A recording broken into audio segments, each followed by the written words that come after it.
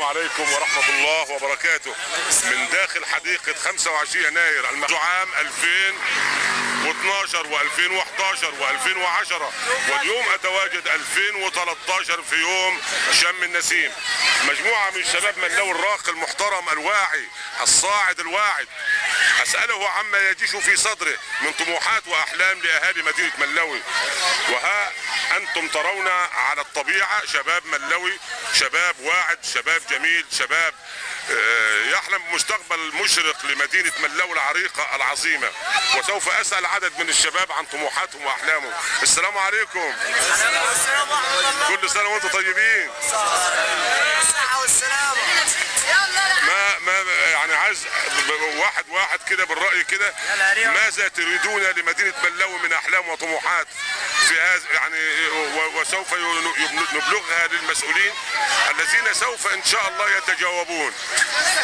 ايه اخبار ملوي؟ الحمد لله تمام. احنا كل اللي نتمنى نظافة الشوارع ونظافة المدينة وتبقى مدينة شكلها جميل وسط يعني نتمنى لمدينة ملوي نظافة الشوارع وأن تكون مدينة جميلة، لوحة جميلة تسر الناظرين.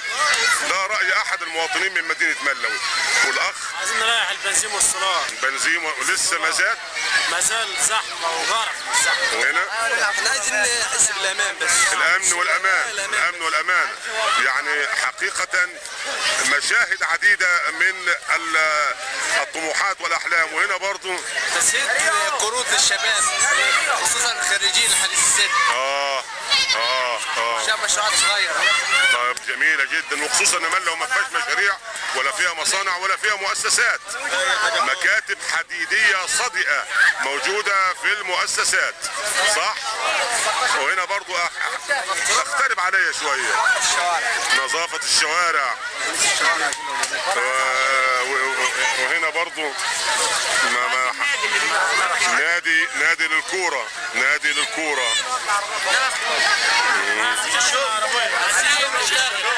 شغل للشباب. ده شاب متخرج وشاب عاطل. عايزين نركب عربية تركب عربية بالأمل والطموح والمستقبل والتحدي. لا تنتظر الوظيفة الميري.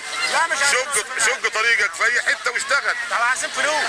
مفيش فلوس. هو الفلوس تأتي ازاي من غير فلوس؟ معرفة الرجالة فلوس مش فلوس يا جدعان. كارد للشغل. الشباب دي لو في كوريات فلوس هتعمل عربية انا ادونا كروت من البنوك واحنا نعمل بلد زي بلد اللي ما فيهاش مصانع ولا اي شركات تشتغل فيها. مجموعة من شباب ملوي كما ذكرت من قبل، شباب واعد بالخير، شباب كله طموحات واحلام. اتفضل. هي الهدف يعني. موقع ملوي اونلاين يرحب بكم اليوم في يوم شم النسيم. احلام وطموحات اهالي ملوي النهارده. ايه اللي بتتمناه او ايه اللي انت عايزه من الساده المسؤولين؟ ايه اللي انت عايزه دون اساءة لاحد او تجريح. انت عايز الثقة فين وفوق الثقة عايزين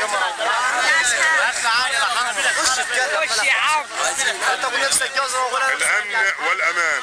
سؤال ملح مطروح. ما احلى فلوس كنا بناخدها من الجيش بتاع وسائل الاعاشه. احلى فلوس وسائل الاعاشه. عايزين نتكلم على رغيف العيش. رغيف الخبز ايضا. رغيف الخبز ده حاجه ماتت في البلد.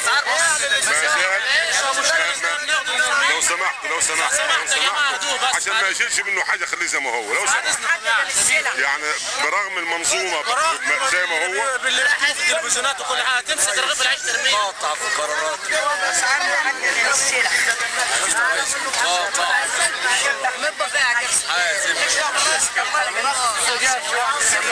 هذه بعض طلبات اهالي ملوي وجهها مباشره من حديقه 25 يناير اليوم الى السيد الدكتور مصطفى كامل عيسى محافظ المنيا، والسيد العميد شحاته عبد القادر السيد رئيس مجلس مدينه ملوي، ليرى على الطبيعه ليجد على الطبيعه الطموحات البسيطه التي يطلبها شباب ملوي بلا مصنع، بلا مؤسسه، بلا مشروع تجاري يتربح منه هؤلاء الشباب. شكرا لكم والسلام عليكم ورحمه الله وبركاته.